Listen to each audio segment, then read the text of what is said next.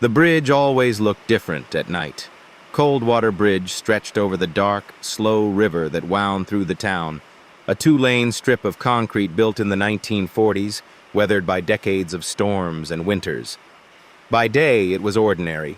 Cars crossing to the diner, trucks carrying lumber to the mill, school buses rolling past with noisy kids pressed against the windows. But by night, the bridge had another face. The street lamps were dim, and the water below reflected nothing but shadows. Silence seemed to thicken there, as if the world itself held its breath. It was on such a night, late autumn, October 1979, that three boys vanished. Their car was found neatly parked on the bridge, the keys still in the ignition, the radio humming a soft rock ballad, the kind that used to play on every station back then. The headlights cut across the guardrails, but inside the car, there was nothing but absence. Not a single drop of blood. Not a shoe. Not a jacket. Not even the echo of a struggle. Just silence, and music that refused to stop. Before we step into the haunting story of Coldwater Bridge, a small reminder. If you find yourself drawn to mysteries that blur the line between truth and nightmare, if you like true crime bedtime stories that whisper you into sleepless curiosity, I invite you to subscribe to this channel. Turn on notifications, leave your thoughts in the comments, and join others who wander into these forgotten shadows with me. Your support keeps these stories alive. Now, let us return to the bridge. A small town that kept its secrets. Coldwater was the kind of town you could miss in the blink of an eye. A single main street, a handful of stores, a church with a bell that hadn't rung in years, and a diner that served coffee strong enough to peel paint. People knew each other not just by name, but by the smell of their laundry or the squeak of their porch steps. It was the late 1970s, and though the outside world was moving fast, disco lights, gas shortages, protests, Coldwater seemed suspended in its own time, unchanged, untouched. The boys, Michael, Ethan, and Paul, were 17. They had just played a late football game against a neighboring town. It was the kind of night small-town teenagers lived for. The thrill of the stadium lights, the smell of popcorn in the bleachers, the echo of cheers bouncing off the cold October air. They lost the game, but no one cared. They had plans after, music on the radio, a drive to nowhere, and laughter that carried through rolled-down windows. Their families expected them home. The town expected them home. But the bridge had other plans. The discovery. At 12:47 a.m., a local trucker named Henry Collins spotted the car. A '72 Dodge Dart, sitting strangely in the middle of the bridge, perfectly straight as if placed there by invisible hands. He slowed his rig, annoyed, thinking the boys were up to mischief. But when he stepped out, calling into the wind, the only answer was the song drifting from the car's speakers. Henry leaned inside, expecting drunk kids passed out. Instead, he found emptiness. The doors unlocked, keys turned halfway, dashboard lights glowing like tired eyes. The smell of cigarette smoke lingered, but the ashtray was clean. He waited, looked around, shouted their names, though he didn't even know them. The river below rippled quietly. It wasn't until he drove to the sheriff's office 15 minutes later that the unease began to spread. By sunrise, the whole town knew. 3 boys were gone, leaving nothing but a car humming on the bridge. The whisper in the dark. And yet, there was one more detail, one that most people in Coldwater never spoke of loudly. A woman named Mrs. Langley, who lived near the bridge, swore she heard a scream just after midnight. A single sharp cry that sliced through the silence. She opened her curtains, peering out, but saw nothing. No figures, no headlights, no struggle, just darkness pressing against the glass. Her testimony was filed, But few believed her. Or perhaps they believed too much. Because in small towns, sometimes the truth is the very thing everyone agrees to bury. Friday night lights. Friday night football in Coldwater wasn't just a game. It was ritual. The stadium lights came on like a small miracle, flooding the field with a glow that reached even the furthest houses on the edge of town. Parents filled the bleachers wrapped in blankets, teenagers loitered under the concession stand, and little kids ran wild until their mothers yelled them back. On October 12, 1979, the game was against Millbrook, a town 20 miles east. Coldwater's boys had trained hard, but the score didn't favor them. By the end of the fourth quarter, Coldwater had lost by 12 points. It hardly mattered. For Michael, Ethan, and Paul, the night was just beginning. Michael Carter, the quarterback, had a smile that could disarm even his strictest teachers. He wore his confidence like armor, though his grades betrayed more recklessness than responsibility. Ethan Wells was quieter, lanky, with dark hair that always seemed too long for school rules. He played defense, but his heart was in music. His notebook margins were full of song lyrics and half-finished chords. And Paul Henderson, the youngest of the three, was the dreamer. He didn't even start on the team. He was more mascot than player, tagging along because he hated being left behind. The three of them had been inseparable since childhood. In a town like Coldwater, you didn't choose friends. You simply grew up next to them, shared bikes, skipped rocks, and eventually ended up leaning against the same lockers, pretending to be older than you were. After the whistle. The crowd thinned quickly after the game. Coldwater fans, disappointed but loyal, drifted toward the parking lot, grumbling about missed tackles and unfair referees. Michael's father shook his head from the bleachers, muttering something about wasted talent. Ethan's mother was already in the car, tapping the steering wheel, ready to drive home. But the boys had other plans. "Back seat's mine tonight," Paul said, tugging his jacket tighter. Michael tossed him the keys. "Dream on. My car, my rules." Ethan lit a cigarette, cupping his hands against the wind.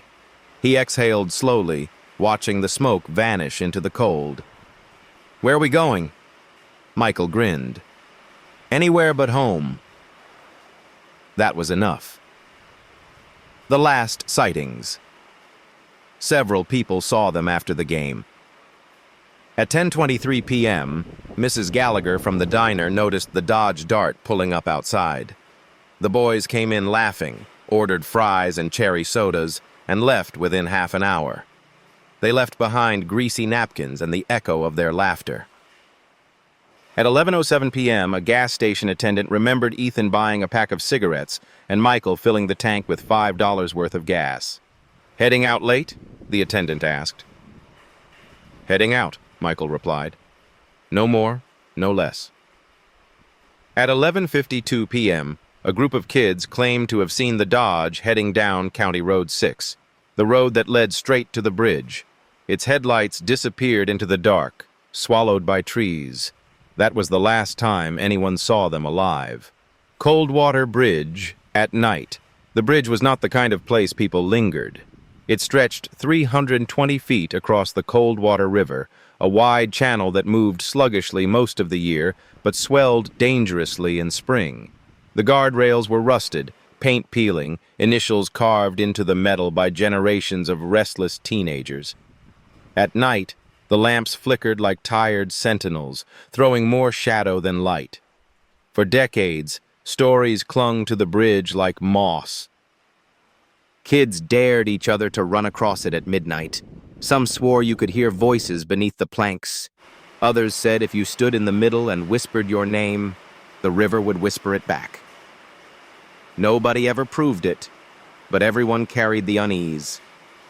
That October night, the Dodge Dart parked in the center, radio tuned to WQRO 98.5. A ballad played, the kind you could almost fall asleep to. Inside, the seats were warm, soda cups still half full, and Paul's jacket folded neatly on the back seat. But the boys were gone. whispers in the bleachers. By the next morning, Coldwater was already buzzing. News traveled faster than the sheriff's cruiser. Parents clutched their children tighter, teachers whispered in the hallways, and the diner hummed with theories. "Runaways," one man suggested. "Abduction," whispered another. "Maybe they just went swimming," a woman said, though everyone knew the October river was ice-cold and cruel. But the strangest whisper came from Mrs. Langley, the widow who lived in the old clapboard house just half a mile from the bridge. She told the sheriff she woke at exactly 12:15 a.m. to the sound of a scream, short, sharp, and cut off before it could rise again. She looked out her window, heart hammering, but saw only darkness. Her account would remain the only supposed witness to that night. A shadow over the town. Coldwater was no stranger to tragedy. Farm accidents, hunting mishaps, the occasional bar fight gone too far. But this was different. A disappearance without explanation sank deeper into the bones of the town than any grave ever could.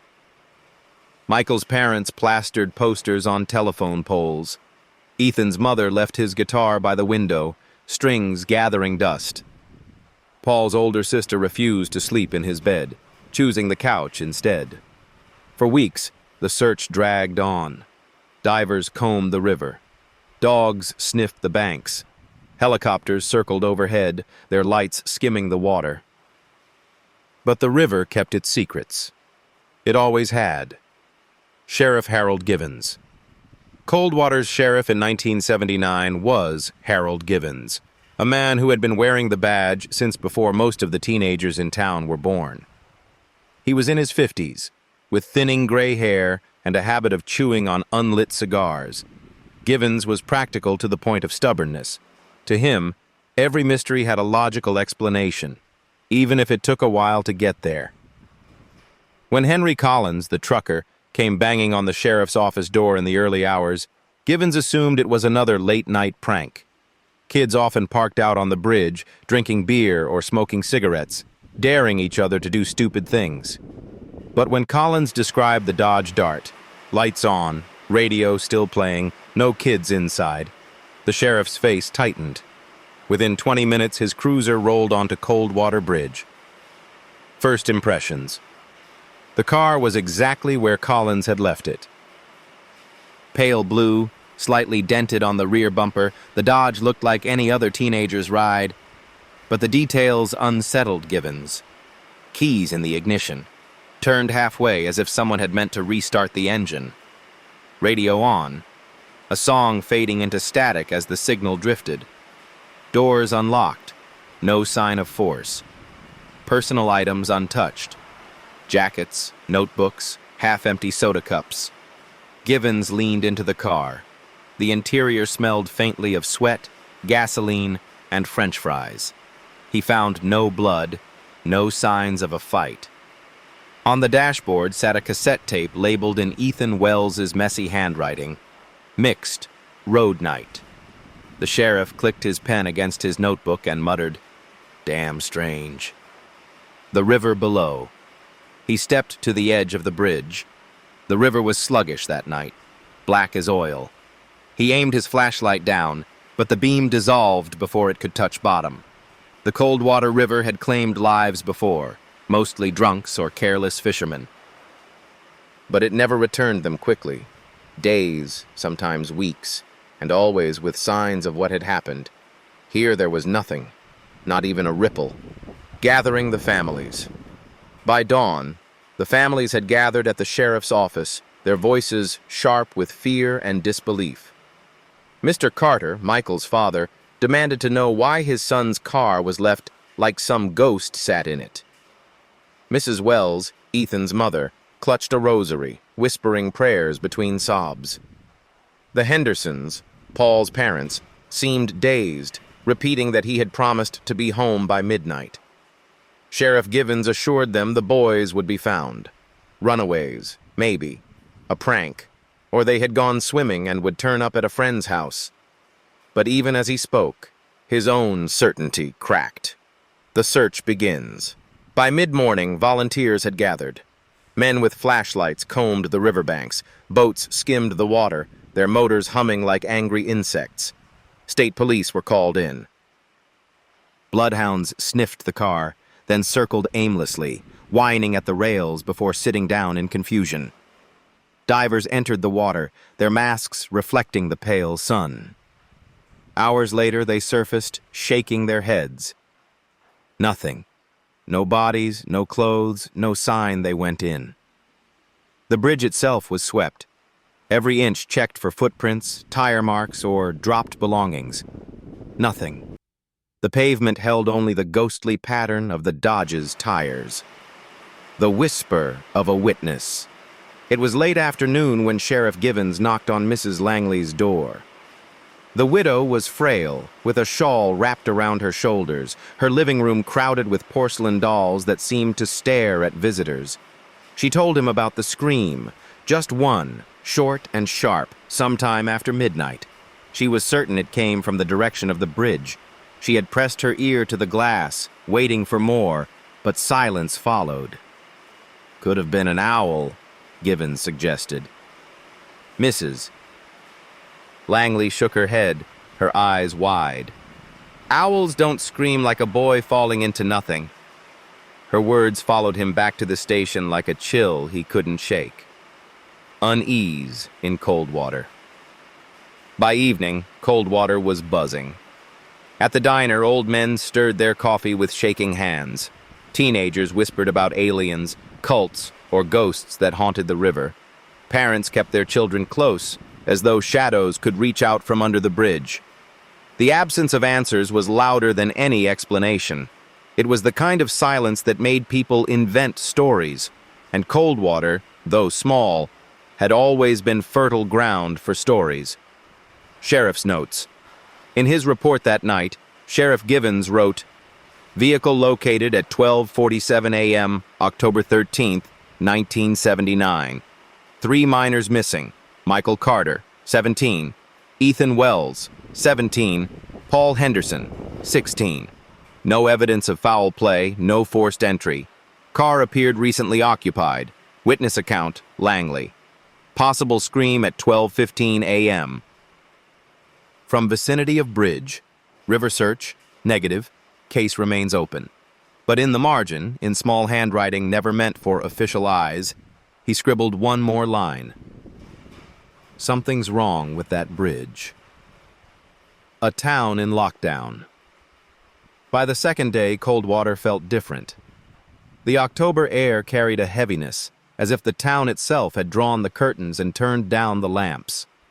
Children were walked to school instead of biking. Farmers locked their sheds. Teenagers who once leaned against the bridge rail, laughing and spitting into the water, avoided it as though the concrete itself had grown teeth. Coldwater was used to its own rhythms, the churn of the mill, the whistle of trains in the distance, the Sunday bells from the Methodist church. But the disappearance broke that rhythm. It introduced a silence that pressed against everyone's chest, an absence louder than sound. Stories in the diner. If you wanted to know what Coldwater was thinking, you went to Gallagher's Diner.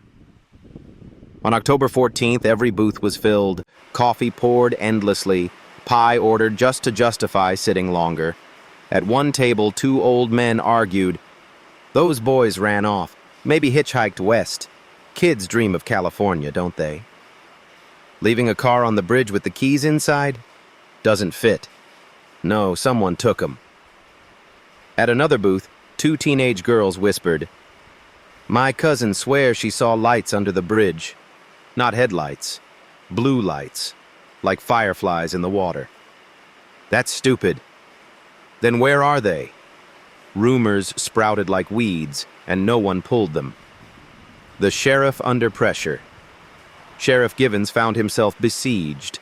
Parents demanded answers he didn't have. The mayor wanted the case solved before Coldwater made the news for the wrong reasons. State troopers rolled into town with polished boots and tight expressions, their radios crackling with codes that made the locals uneasy.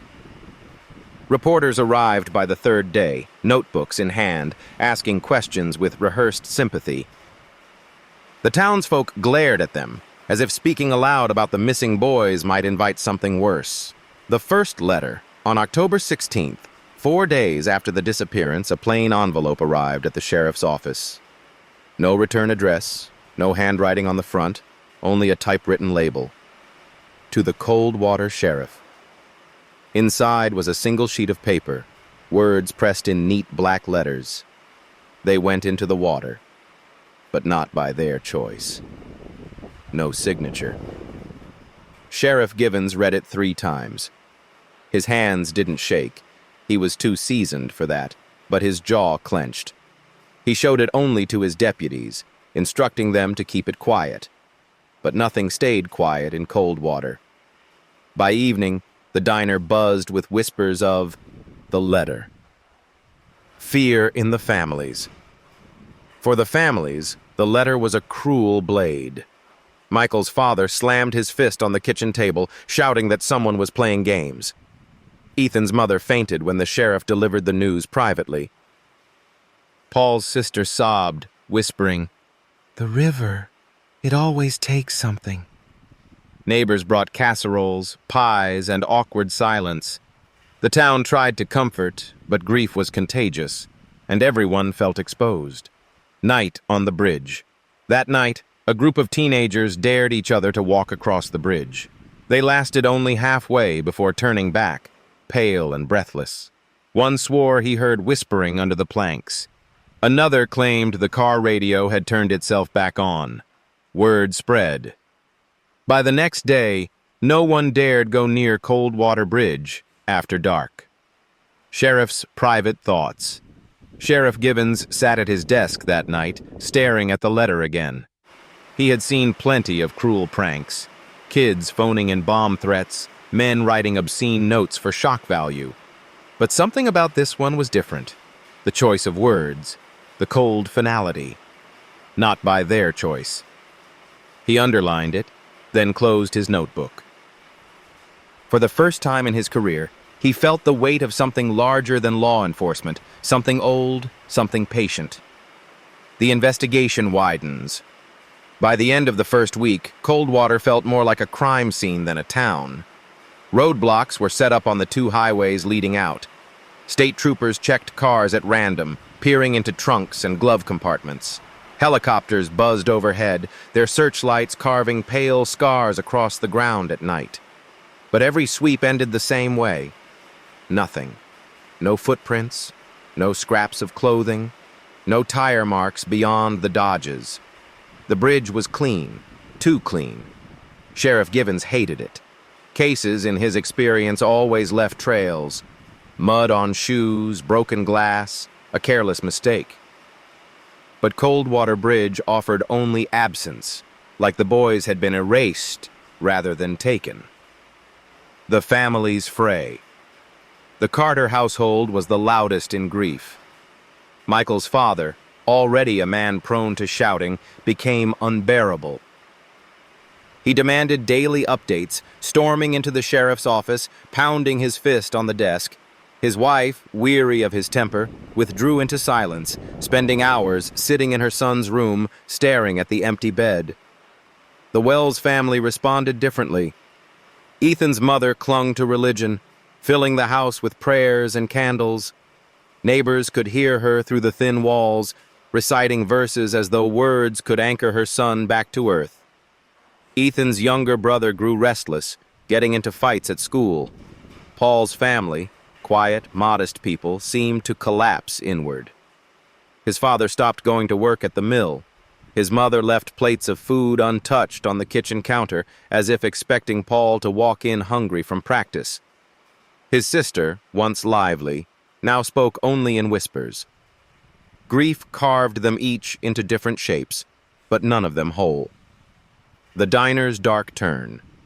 The diner, once the heart of Coldwater's chatter, grew darker. Conversations turned from speculation to fear. "Mark my words," one man muttered over his coffee. "Someone local did this. Always is. Outsiders don't know the back roads well enough." Others whispered about cults, about the old stories of the river, about soldiers who had drowned there decades earlier and whose voices never stopped calling. Teenagers began sketching crude symbols on their notebooks. The bridge, waves swallowing stick figures, black X's where the car had sat. Teachers collected the drawings nervously, unsure how to discipline grief. A sheriff under siege. Sheriff Givens aged 10 years in a week. His office overflowed with tips, dozens of phone calls, letters, and strange confessions. A farmer claimed he saw figures in his field at night. A woman insisted she found footprints leading to the river, only to have them vanish. A drifter even admitted to killing the boys, though his story changed with every question, unraveling into nonsense. Givens sorted the pile, discarding hoaxes, chasing the rest. But one phrase from the anonymous letter gnawed at him. Not by their choice. The second detail. On October 18th, 4 days after the first letter, deputies combing the bridge's underside found something strange. A cigarette butt wedged in a crack of the railing. Tests later confirmed it was Ethan's brand. But the location made no sense. It was almost impossible to smoke leaning that far over the edge without falling. The cigarette had burned halfway, then been pinched out. No fingerprints remained. Givens pocketed the evidence and told no one but his deputies. The families had enough ghosts already. Nights grow longer. Coldwater nights deepened. Wind swept down from the hills, carrying the sharp bite of early winter. Street lamps flickered more often. The bridge stood like a dark sentinel, and nobody crossed it unless absolutely necessary. Truckers reported radios picking up static near the center. Fishermen swore the water carried whispers. A teenage couple claimed their car stalled when they parked near the guardrails, restarting only when they fled. Whether truth or rumor, it all pointed back to one thing. Coldwater Bridge was no longer just a place. It was a presence. Sheriff's Notebook. On October 19th, Sheriff Givens wrote in his private notes, "They are gone, but nothing here proves how. The families look at me like I should drag them from the river myself. The troopers talk procedure, but procedure is useless against silence. If someone pushed them, where are the bodies? If they jumped, why leave the car so neat?" He tapped his pen against the words, then added one last line as though it cost him something. The bridge is holding something back, and I don't think it wants to let go. Reporters in the streets. By the end of the second week, Coldwater could no longer hide its secret. News vans arrived from Lansing, Detroit, even Chicago. Their antennas sprouted like steel weeds, and their cameras whirred as they captured every crack in the sidewalk, every tear on a parent's face. 3 teens vanish without a trace, one anchor announced on the evening broadcast. Car left behind on Coldwater Bridge, keys in the ignition, radio still playing. The details spread like wildfire. Soon, strangers began arriving, not just journalists, but curiosity seekers. Some came with cameras, others with whispered theories. One group even camped by the river, hoping to catch a glimpse of something supernatural. Coldwater, which had prided itself on being invisible, suddenly stood under a harsh, unblinking spotlight. Tension in town. The townsfolk split. Some welcomed the attention, hoping it would bring resources, maybe even answers. Others despised it, muttering that the reporters were vultures feeding on grief. At Gallagher's diner, arguments broke out. "They're just doing their jobs," one man defended. "Jobs?" "They're putting our pain on television for ratings," snapped another. Even within the families, cracks formed. Michael's father wanted every interview, every headline, anything to pressure authorities. Ethan's mother refused to speak at all, convinced the cameras were stealing her son's memory. Paul's parents stood awkwardly in the middle, too overwhelmed to decide. The bridge becomes a stage visitors began driving to the bridge. They parked along the shoulders, standing at the railings, snapping photographs. Teenagers from neighboring towns dared each other to cross it at midnight. Some swore the air grew colder halfway across. Others claimed they heard music when no radios played. Local police had to chase people off nightly. The bridge, once ignored, had become a stage for both fear and spectacle. Seeds of a legend. Coldwater had always carried whispers about the bridge. Older residents recalled soldiers marching across during the war, only to drown in training accidents. And others muttered about a boy who had leapt in the 1950s, though records were murky. Now, with 3 boys gone and no bodies found, the whispers thickened into legend. The bridge wasn't just unlucky anymore, it was cursed. Children dared each other to whisper the missing boys' names into the river. A few swore they heard answers. Sheriff Givens under fire. Sheriff Harold Givens hated the circus.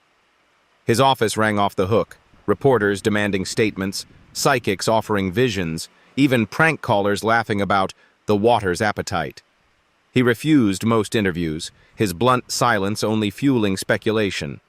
Behind closed doors, he argued with state officials. They wanted him to consider foul play, perhaps a serial offender. Givens insisted there was no evidence, no footprints, no drag marks, no broken glass, just a car, a letter, and silence. But silence was beginning to feel like guilt. The anonymous letter's shadow. Though Givens tried to keep the first letter quiet, word of it spread. Reporters sniffed around, asking pointed questions. Was there proof the boys had been forced into the water? Why no bodies? Why so little progress? Coldwater's people began to look at each other differently. Neighbors eyed neighbors. Suspicion crawled into conversations. More than once, fists flew at the bar, each man accusing another of knowing more than he admitted. The waiting nights grew longer. The wind sharpened. Leaves turned brittle and fell, drifting across the empty football field where the season had ended early in grief. The bridge remained, silent and patient. Cars still crossed during daylight, but at night, only brave or foolish souls ventured near. Some swore they saw 3 figures standing by the guardrail, just out of reach of the headlights. By morning, there was nothing but the echo of tires. Sheriff's private notes. On October 24th, Givens wrote in his notebook, "The town is splitting. Outsiders swarm like flies. The families are breaking. And the bridge has become more than a place. It is an altar. People bring their fear to it, and it drinks it whole." He paused, pen hovering, then added, "I don't just want answers anymore.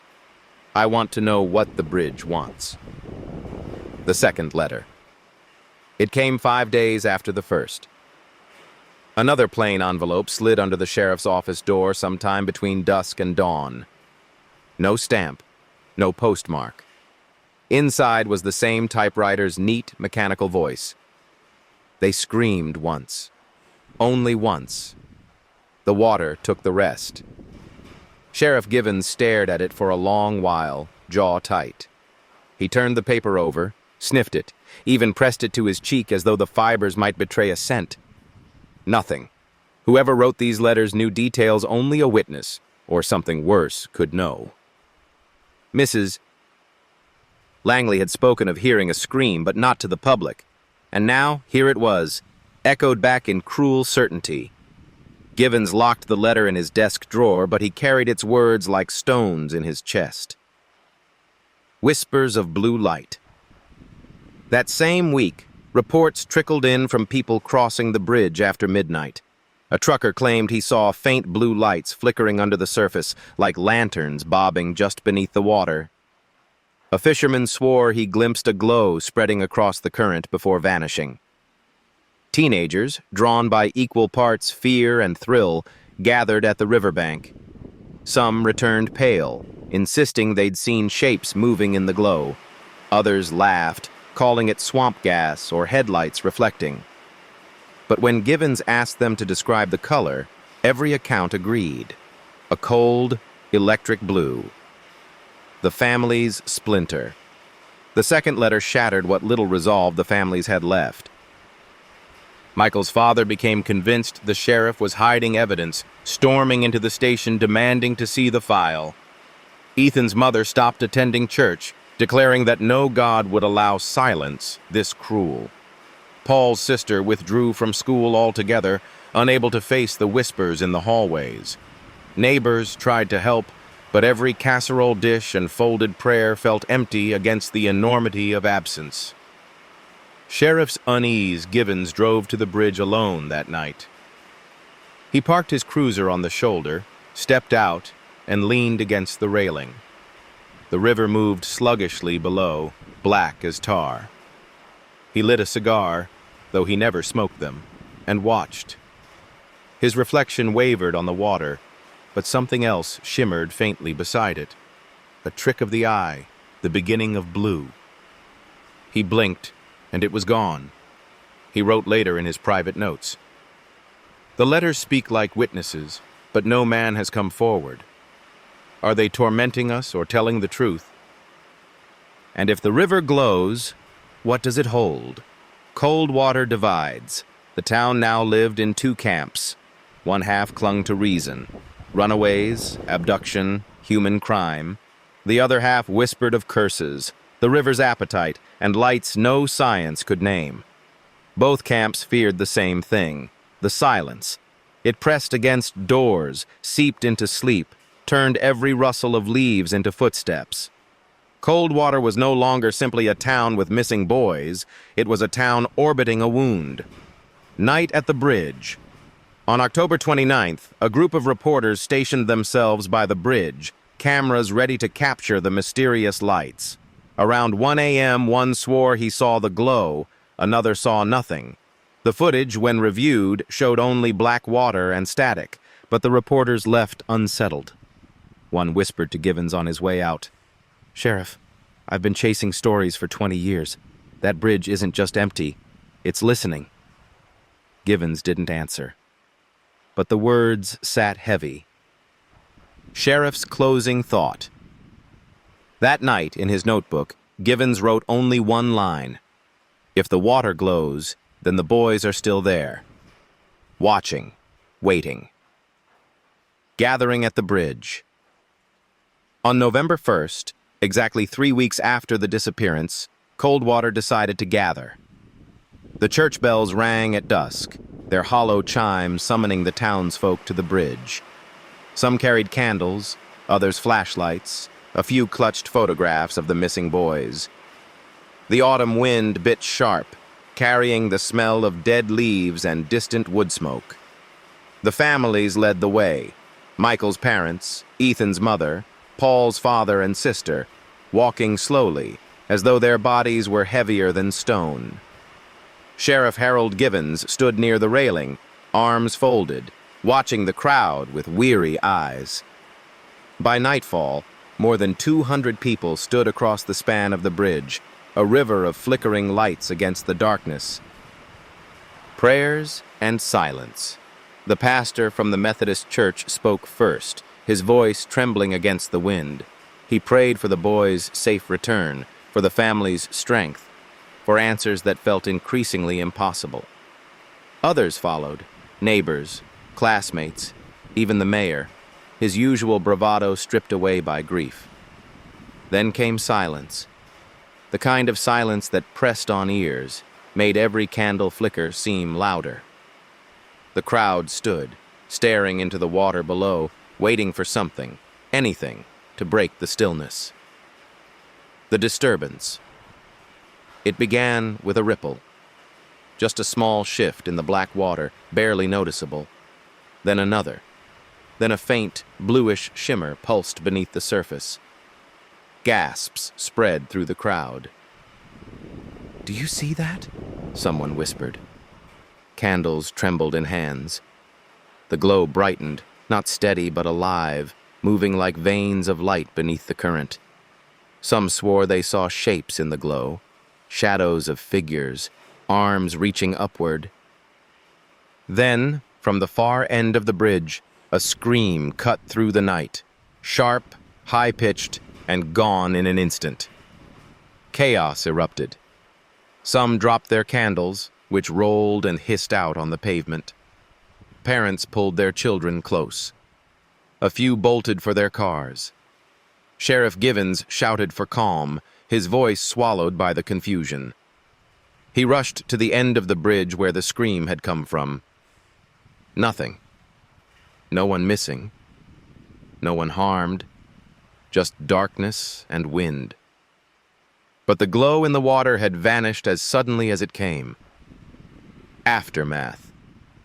By midnight, the bridge was empty again, littered with wax drippings and abandoned candles. The vigil, meant to heal, had instead deepened the wound. The families left in tears. Michael's father raged at the sheriff, shouting that the boys were trapped down there and Givens was doing nothing. Ethan's mother fainted, revived only after neighbors carried her away. Paul's sister sat against the guardrail, sobbing, refusing to move until her father dragged her to the car. Sheriff's thoughts. Back at his desk, Givens scribbled furiously in his notebook. The people saw it tonight. The glow. The river showed itself. Was it real or shared madness? The scream. Where did it come from? He closed the notebook and rubbed his temples. For the first time, he wished the boys had simply run away. Runaway cases hurt, yes, but they didn't warp the very air around a town. Coldwater. After the vigil. The next day, Coldwater wasn't the same. Some swore the vigil proved the river was haunted, cursed, hungry. Others insisted it was tricks of light, nerves, imagination. But one fact no one could escape. Every single person on that bridge heard the scream, and no one could say who it belonged to. The envelope. 3 days after the vigil, another envelope appeared. Same plain white paper, same typewritten font. This time it wasn't slipped under the door. It was waiting neatly on the sheriff's desk when he arrived at dawn. No one admitted to seeing who placed it there. Inside, a single page. You pray, you light your candles, you stand on the bridge. But they don't hear you. They hear me. At the bottom, a line that froze Sheriff Givens more than the words themselves. Michael laughed last. Ethan sang last. Paul begged last. The sheriff lowered the paper slowly. His stomach turned cold. Whoever was writing these letters wasn't repeating public details anymore. These were intimate.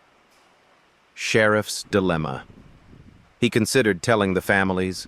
Honesty was his creed. But he imagined Michael's father's fury, Ethan's mother's collapse, Paul's sister's fragile grief, and he folded the letter back into its envelope. He locked it in his drawer. For the first time, he wondered if silence was kinder than truth. The town after the vigil. Coldwater carried the vigil like a wound that wouldn't close. Some townsfolk swore the glow in the water had been real, proof the boys were trapped below. Others insisted the vigil had been hysterics, mass panic feeding on itself. But no one denied the scream. Shops closed earlier. Children were kept off the streets. People avoided eye contact. Trust eroded. Suspicion took its place. Whispers of guilt. Soon, accusations bloomed. At the bar, men muttered about the gas station attendant who sold Ethan his cigarettes. What if he saw more than he said? At the diner, women eyed the trucker Henry Collins. Why was he the first to find the car? Even Mrs. Langley, the widow who claimed to hear the scream, was whispered about. Why her? Why always her? Fear had turned neighbor against neighbor, and every face seemed capable of secrets. The sheriff at night, Sheriff Givens, sat in his cruiser parked on the bridge long after midnight, staring at the river. He left the radio on low, not for music but for company. Sometimes he thought he heard static form words. Sometimes he swore he saw faint ripples, like something stirring beneath. He lit a cigar he didn't want and muttered aloud, "If you're down there, show me." But the river gave nothing back, only silence, steady and cruel. A private note. In his notebook that night, Givens wrote, "The third letter is different. The writer speaks like he was there. He knows the boys. He knows their voices. Unless the river itself writes through him." He closed the book with shaking hands, a thing he never allowed anyone to see. Coldwater's new fear. By the end of the week, the town wasn't just grieving 3 boys. It was grieving trust itself. Parents no longer let their children walk to school. People stopped opening their doors after dark. A few even packed up and left, their houses standing empty, windows blank. The bridge loomed over it all, not just a place of absence, but a shadow over every mind. The discovery. On the morning of November 6th, a boy named Danny Miller was walking his dog along the north bank of the Coldwater River. The dog, a restless hound, pulled toward a thicket near the water's edge. Danny followed, cursing under his breath, until he saw something pale against the mud. At first he thought it was driftwood. Then he crouched closer. It was a sneaker, mud-stained, frayed at the laces, but unmistakably a Converse All-Star size 10. Etched faintly on the side in black marker was a name, Michael. Danny ran home screaming. The sheriff's arrival, Sheriff Givens, arrived within the hour, flanked by deputies and state troopers. He bagged the sneaker himself, holding it with more care than evidence usually warranted. The shoe was damp but not waterlogged, as though it had only recently come to shore. No footprints led to it, no signs of struggle in the mud. Just one shoe, abandoned like an offering. Givens stood at the edge of the river, staring at the water as it rippled lazily by. "Why return this?" he muttered. The river, as always, gave no answer. The family's reactions. When the discovery was shared, the families split further apart. Michael's father clutched the sheriff's collar, spitting rage into his face. "That's my boy's shoe. He's down there, damn you, he's down there and you're doing nothing." Ethan's mother collapsed again, clutching her rosary until her fingers bled. Paul's father sat in silence, shaking his head, whispering, "One shoe means one body. Where's the rest?" The sheriff pulled the families apart, but the damage was done. Where grief had bound them, anger now tore them away from one another. The town's rumors. The shoe changed everything. Some said it proved the boys had drowned and would surface eventually. Others swore it was planted, part of a cruel game by whoever wrote the letters. A few whispered it wasn't a sign of death at all, but a warning, proof the river could take and return whatever it wished. At Gallagher's diner, the old men leaned closer over their coffee cups. "Shoes don't just crawl out of the water on their own." "No, but maybe something put it there. And maybe it wasn't human." The conversations grew darker. The town's fear hardened into superstition. Sheriff's doubt. That night, Sheriff Givens laid the shoe on his desk. He couldn't shake the feeling it had been placed deliberately, almost gently, where Danny Miller would find it. He opened his notebook and wrote, "The river gives back only what it wants to. A shoe is not a body.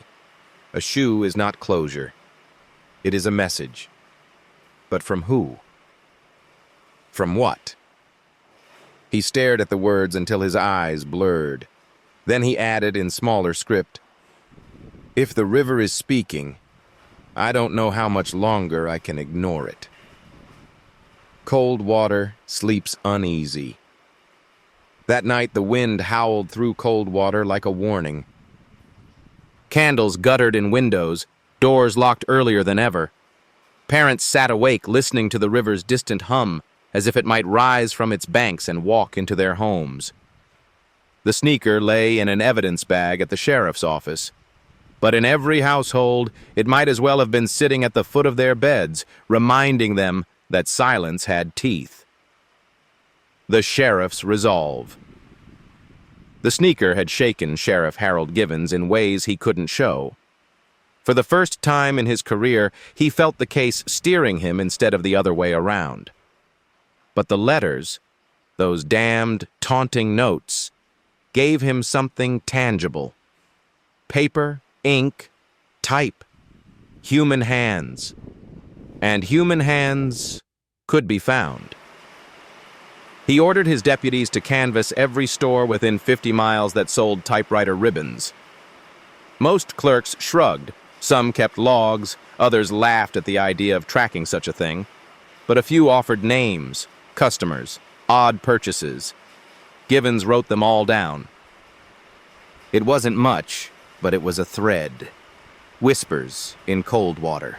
The town didn't need evidence to start pointing fingers. The gas station attendant, barely 20, was accused of knowing more than he admitted. A group of teenagers spread rumors about a retired school janitor who lived alone, calling him the Bridge Man. Even Henry Collins, the trucker who first found the car, couldn't sit at the diner without feeling every eye on him.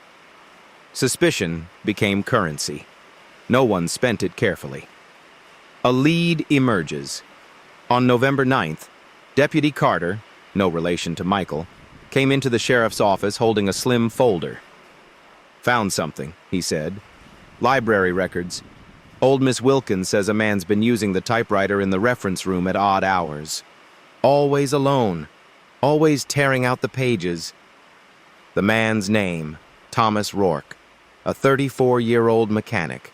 Lived alone on the edge of town. No wife, no kids. Known to drink too much, talk too little. Sheriff Givens felt a pulse of grim satisfaction. At last, a name with weight. Thomas Rourke. They brought him in the next day. Rourke sat slouched in the chair, his hands rough with grease, his eyes bloodshot but sharp. He answered questions slowly, carefully. Yes, he used the library typewriter. No, he hadn't written any letters. He liked to type his thoughts, he said. It calmed him. When asked if he knew the missing boys, his gaze flickered. "Everyone knows everyone here," he muttered, "but I didn't know them like that." The sheriff leaned closer. "Then how come the letters mention details no one else should know?" Rourke's lips twitched into something that wasn't quite a smile. "Maybe the river told them." Search and doubt. They searched his home. Dusty tools, half-empty whiskey bottles, a stack of old newspapers. No typewriter, no ribbons, no drafts of the letters, nothing. Still, the town buzzed. "It's him," people whispered. "It has to be." But in his gut, Sheriff Givens wasn't convinced. Thomas Rourke was strange, yes. A loner, a man with shadows in his eyes. But the letters, they felt colder, smarter, less human. And that unsettled him more than if Rourke had been guilty. Sheriff's notebook. That night, he wrote, "Brought in Rourke. He's not clean, but he's not the hand behind the letters. If he is, he's hiding it well. If he isn't, then who is?" The words sound less like threats now, more like prophecy, and prophecy doesn't come from men. He closed the book, staring at the window. Outside, the wind carried faint echoes of the river, or maybe only the sound of his own breath. Coldwater's reaction. By week's end, people avoided the bridge entirely. Truckers rerouted. Families drove miles out of their way. It wasn't just a road anymore, it was a scar. And through it all, the letters weighed heavier, like stones tied to the sheriff's chest. The river remained silent. But someone, or something, was speaking through ink and paper. The sky breaks. On the night of November 12th, Coldwater was swallowed by a storm. Rain hammered the rooftops like fists.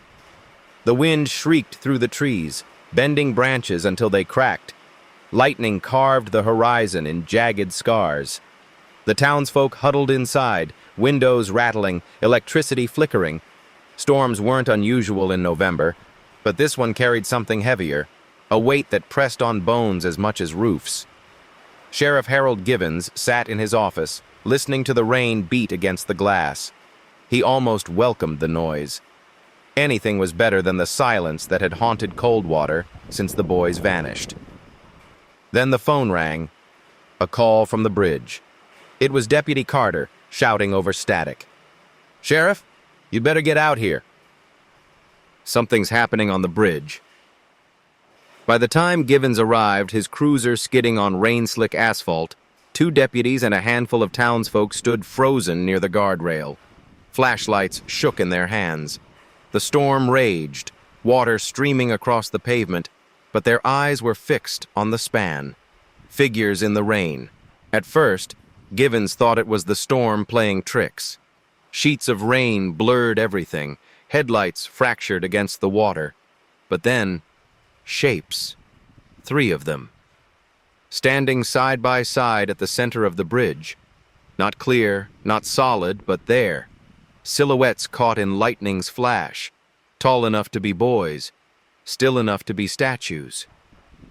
Then, as thunder cracked overhead, they were gone. The deputies swore they'd seen them. One insisted he heard a voice, Paul's, calling faintly through the storm. Another said Michael's laugh cut through the wind. Givens gripped the railing, his knuckles white. He wanted to shout, to demand the river give them back. But the storm drowned him out. The aftermath. By morning, the storm had passed. The bridge stood slick and silent again, as though nothing had happened.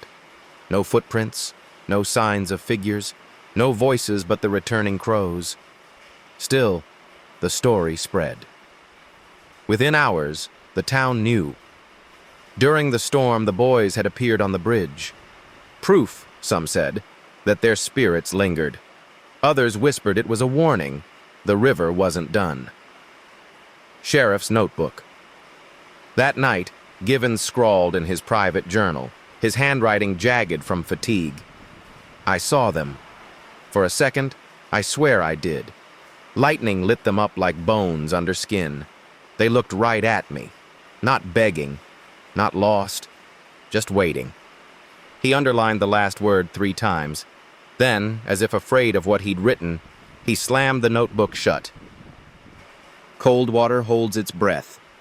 The storm washed branches into the river, tore shingles from roofs, scattered trash across fields. But it left the real damage inside the people of Coldwater. For now, they no longer wondered if the bridge was cursed. They wondered what it wanted next.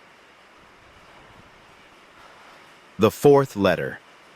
November 15th. Dawn broke gray and brittle. Sheriff Harold Givens walked into his office, already weary from a night of tossing in bed, only to find another envelope waiting on his desk. He didn't ask who placed it there anymore. The typewritten words were short, colder than ever. You saw them in the storm. You know they wait. On the night of November 21st, the water will speak again. No flourish, no signature, just a date. 6 days away. The sheriff's realization. Until now, the letters had taunted, mocked, hinted. This one was different. A promise, a deadline. For the first time, Givens felt the case shift from mystery to threat. Something was coming, and if he didn't prepare, Coldwater would break under it. He folded the letter carefully, slid it into the drawer with the others, then unlocked it again. He read them all in sequence. Each one felt less human, more like the river itself had found a typewriter. Rumors spread.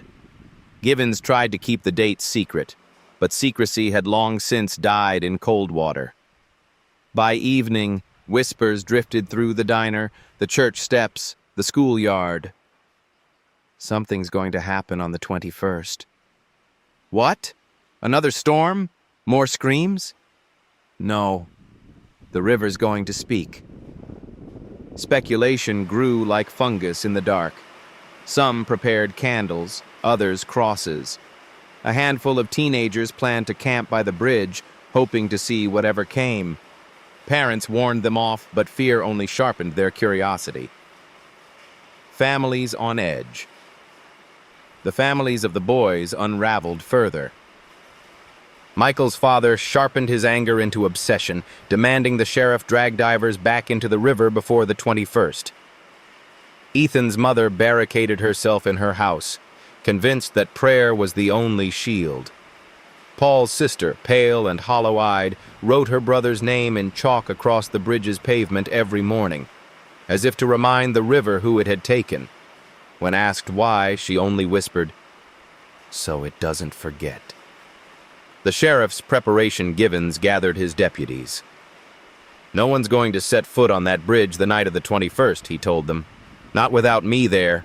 If the son of a bitch who wrote these letters wants to show up, we'll be waiting." He requested state support, though he knew they'd send too little, too late. Coldwater's nightmare was no longer a case on their desk. It was a story in the news cycle. Still, he made his plan. Extra patrols, spotlights, eyes on the bridge from dusk until dawn. But in his gut, he knew the river didn't care about plans. Sheriff's notebook. That night his handwriting shook. 6 days. I am not hunting anymore. I am being hunted.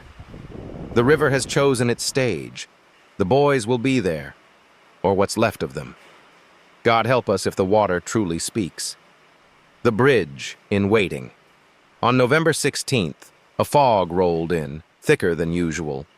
The bridge seemed to dissolve into it, half visible, like it already belonged to another world. Coldwater held its breath. Every clock ticked toward the 21st. Every whisper asked the same question. What will the water say? The days before Coldwater lived inside a clock. Every tick drew the town closer to November 21st, and no one could ignore it. The date lingered in every conversation, every prayer, every nervous glance at the river. Some townsfolk carried crucifixes around their necks. Others nailed horseshoes above their doors. A handful of skeptics scoffed openly. But even they locked their doors earlier, as though their bodies believed what their mouths denied. The bridge stood quiet, half hidden in morning fog, its wet railings glinting like bones. To cross it was to feel watched. Strange happenings. On November 17th, a farmer swore his cattle refused to drink from the river trough. They stood restless, eyes rolling, until he hauled in water from his well. On November 18th, a group of school children walking home claimed they saw 3 boys standing on the bridge. When teachers asked for details, the children insisted it was Michael, Ethan, and Paul. They waved. On November 19th, the Methodist church bell tolled at midnight. The rope, when checked in the morning, was untouched. Each story spread like sparks, feeding the fire of fear. Families at the edge. The families of the missing boys teetered on collapse. Michael's father barely slept, pacing the porch with a shotgun in hand. His wife begged him to put it down, but he only muttered, "If someone comes on the 21st, they'll answer to me." Ethan's mother filled her home with candles until the air reeked of wax and smoke. Neighbors worried she would burn the house down. Paul's sister wandered the streets at night, whispering her brother's name, her bare feet leaving faint prints on the frost. Each family fractured in their own way, but all of them waited for the same night. Paranoia in Coldwater suspicion reached fever pitch. One man accused his neighbor of being the letter writer, claiming he saw him sneaking out after midnight. A group of teenagers nearly attacked Henry Collins, the trucker, before deputies pulled them back. Even Sheriff Givens wasn't spared. A rumor spread that he was fabricating the letters to cover up his own failure.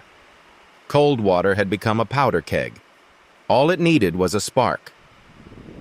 Sheriff's strain. Sheriff Givens worked long nights at his desk, the letters laid out before him like cards in a game he didn't know the rules to. He stared at the date again and again. November 21st. What would the water speak? Bodies rising? Another storm? Or something that defied explanation altogether? He chewed the end of his cigar, though he hadn't lit one in days, and wrote in his notebook, "The river doesn't take without reason. It doesn't give without reason. The shoe was bait. The letters are lures. On the 21st, the trap will close. The question is, around who?" The final night approaches. By November 20th, the town was silent after dusk. Curtains drawn. Lights off. Only the sound of the river moving like breath in the dark. The bridge waited, and Coldwater waited with it. The gathering. November 21st fell on a Wednesday. By dusk, Coldwater was already awake with nerves. People locked their doors, whispered prayers, and checked their windows twice. Yet despite their fear, many could not resist the pull. By 9 o'clock, the bridge was lined with cars. Some came with candles, others with cameras. Teenagers dared each other to stay. Parents stood stiff-backed, arms folded, trying to mask their trembling. Sheriff Harold Givens had begged them to stay home. But Coldwater wasn't just afraid anymore. It was obsessed. The bridge had swallowed their boys, their peace, their certainty, and now it promised to speak. Who could look away? The sheriff's preparations. Floodlights had been mounted at both ends of the bridge. State troopers stood watch, radios crackling. Deputies walked the length of the span, flashlights sweeping the rails. Givens stood at the center, boots wet from mist, the letters folded in his breast pocket. He touched them like talismans, though they burned against his chest. His eyes swept the river below, black and endless. "If you're coming," he muttered, "come." Midnight. At 11:59, the crowd held its breath. The air grew unnaturally still. Even the wind seemed to pause. Then, the water rippled. At first small, then larger, as though something stirred beneath the surface. A low hum rose, not from machines, not from throats, but from the river itself. It vibrated through the guardrails, into bones. Floodlights flickered, radios shrieked with static. Someone screamed, but no one could tell if it was fear or awe. The vision. The glow came next, cold blue, pulsing beneath the surface like veins of light. It spread across the current, rising until shapes formed. 3 figures. Boys, standing in the water as though on solid ground. Michael, Ethan, Paul. They did not move. Their faces were pale, features blurred, but their eyes were open, fixed on the bridge. Gasps rippled through the crowd. A mother wailed. Someone dropped a flashlight, the beam spinning wildly. Sheriff Givens gripped the rail, heart hammering. He wanted to shout their names, but his voice locked in his throat. The figures raised their arms in unison, as though beckoning. Then the hum deepened into a single, sharp word, not spoken, but felt. Down. Chaos. Panic erupted. People shoved, scrambled back to their cars. Candles dropped, rolling flames guttering out in puddles. Troopers shouted over radios that only screamed static. One man swore he felt hands brush his ankle, though he stood yards from the edge. A girl fainted, carried screaming by her mother. The blue glow flared once, blinding, then vanished. The river swallowed it whole. Silence slammed down harder than the hum ever had. Aftermath. By 12:10, the bridge stood empty again, except for troopers and the sheriff. The crowd had fled, their terror leaving behind only trampled candles and the stench of fear. Givens remained, fists braced against the rail. His voice finally returned, hoarse, whispered only to the river, "What do you want?" The river, as always, gave no answer. Sheriff's notebook. That night, at 3 a.m., he wrote, "The water spoke. Everyone heard it. Everyone saw them. They are not gone. They are not alive. They wait, and the river demands more." He underlined the last sentence twice, the ink smearing under his hand. Morning in Coldwater.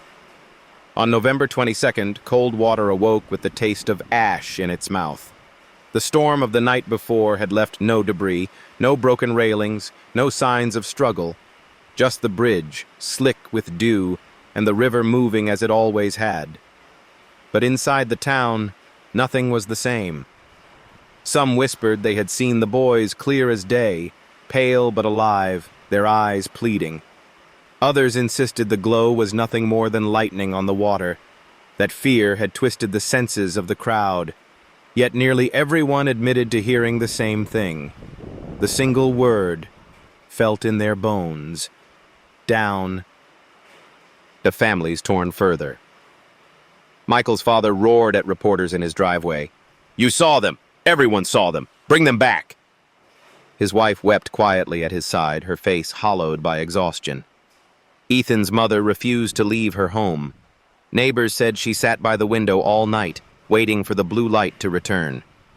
Paul's sister didn't speak for 2 days. When she finally did, she whispered only one thing. "They're still there. The river won't let them go." Her father tried to hush her, but the words spread like contagion. State intervention. By noon, officials from Lansing arrived. They questioned Sheriff Harold Givens with cold efficiency, demanding reports, witness statements, photographs. "What you're describing," one of them said flatly, "is mass hysteria." Givens clenched his jaw. "Mass hysteria doesn't make 3 boys vanish without a trace." The official scribbled notes, unimpressed. They promised to send another team of divers, though their voices carried the hollow tone of men fulfilling a duty, not seeking truth. The towns divide. At Gallagher's diner, the argument raged. "They were there. I saw them, arms raised, like they wanted us to follow." "Follow? You mean drown? It was a trick. Not them, not really them." "Then who? What?" Coffee steamed in forgotten cups as voices rose. Fear had calcified into factions. Those who believed the boys were still in the river, and those who believed something else had borrowed their faces. Sheriff's private collapse. That night, Givens sat alone in his office, the floodlights outside still aimed at the bridge as though they could ward off shadows. The letters lay before him like a deck of cursed cards. He picked up the most recent one. On the night of November 21st, the water will speak again. It had spoken, exactly as promised. He pressed his hands into his face, whispering to the empty room, "What am I chasing? The man, a ghost, a river that writes letters?" For the first time in decades, Harold Givens felt small. Sheriff's notebook. Later, he scrawled, "The state calls it hysteria. The town calls it haunting. I call it silence wearing a mask of sound. The boys are not returned, only shown, and the word down rings in my head still. If the river calls, who will answer next?" Cold water at night. That night, no one crossed the bridge, not even truckers. The town sat in darkness, curtains pulled, as though waiting for another word.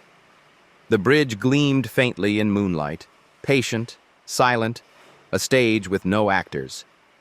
But Coldwater knew better. The play was far from over. A sheriff's obsession. Sheriff Harold Givens had spent his career trusting paper trails, receipts, phone logs, footprints pressed into mud. but the Coldwater case had stripped him of that comfort. The only trail he had were the letters, and every one of them mocked him. If the water wanted him to look down, he decided instead to look around. By the week after November 21st, he had deputies quietly shadowing townsfolk. No official paperwork, no reports to the state, just lists of names, routines, odd behaviors. Henry Collins, the trucker, checked at night. Mrs. Langley, the widow, her curtains always twitching. Even Thomas Rourke, the mechanic, though they had found nothing last time. Givens told himself it wasn't paranoia. It was survival.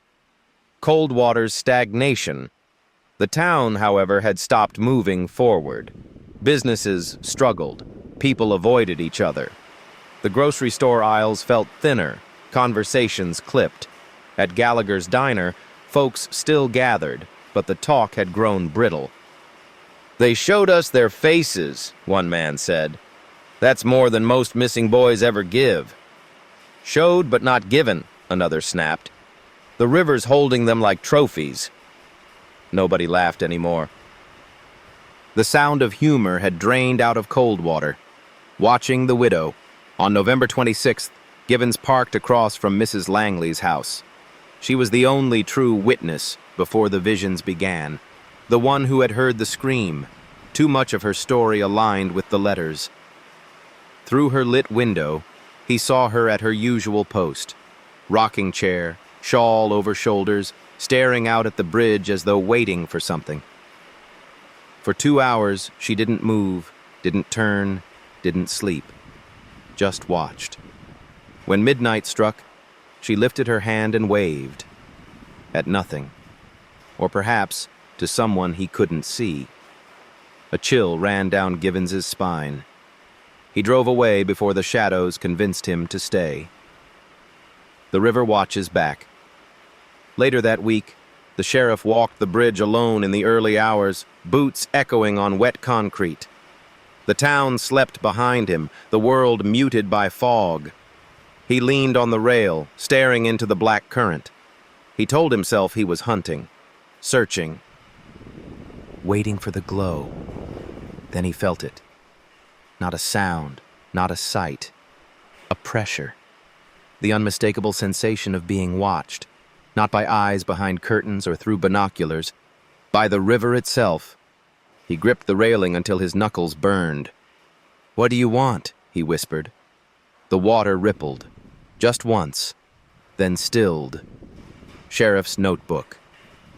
Back at his desk, his hand cramped from writing, he scribbled, "I'm not just watching them. The river is watching me. Every time I lean over that rail, it feels like it's measuring me. The letters taunt, but the water decides. If I keep staring, I'll end up where the boys are. Down." He underlined the last word once.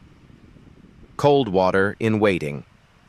By the end of November, the town no longer asked when the boys would be found. They asked only what the river would do next. And more than one person, lying awake in the dark, wondered if the bridge was done taking, or if it was only just beginning. The morning discovery. On December 2nd, just after sunrise, a fisherman named Dale Turner cast his line from the south bank of the Coldwater River. His hook snagged something heavy. At first, he thought it was a log. He tugged, grumbling, until the object broke the surface. Not wood. Cloth. Waterlogged, black, tangled around the line. Dale cursed, dragged it closer, then froze. It was a football jersey. Torn, soaked, but unmistakable. Coldwater High's colors, number 12 stitched in fading white. Michael Carter's number. The fisherman dropped it on the bank, his hands shaking. He didn't cast again. He went straight to the sheriff. The sheriff's inspection, Sheriff Givens, lifted the jersey from the evidence bag with gloved hands. Mud streaked the letters, the fabric heavy with river water. The stitching frayed at the collar, as though fingers had pulled at it desperately. He stared at the number, remembering Michael's grin under the Friday night lights. The boy had been alive in that jersey just weeks earlier. Now it had returned like a ghost. Why the shoe first? Why the jersey now? The river wasn't random. It was deliberate. Families in pieces. When the news spread, the families fractured further. Michael's father demanded the river be drained, screaming at reporters, at deputies, at God. His wife collapsed against the kitchen counter, whispering, "That's not my boy. That's not enough." Ethan's mother grew bitter, convinced the river was taunting them. "Next it will be his guitar," she said to anyone who would listen. "Piece by piece, until nothing's left." Paul's sister refused to leave her room, scrawling his name on the walls in chalk, covering them until there was no space left to write. The discovery brought no closure, only a sharper, crueler absence. The town reacts. Coldwater buzzed with unease. "They're sending us messages," someone muttered at Gallagher's diner. "No," another replied. "The river's feeding us scraps, like a cat leaving dead birds on the porch." Symbols sprouted, crosses nailed to doors, candles lined along the bridge rails. Teenagers carved warnings into the pavement. "Don't look down." The bridge wasn't just haunted anymore. It was worshipped and feared. Sheriff's private thoughts. That night, Sheriff Givens sat alone in his office, the jersey folded on his desk. The letters still lay in his drawer, but he hadn't opened them in days.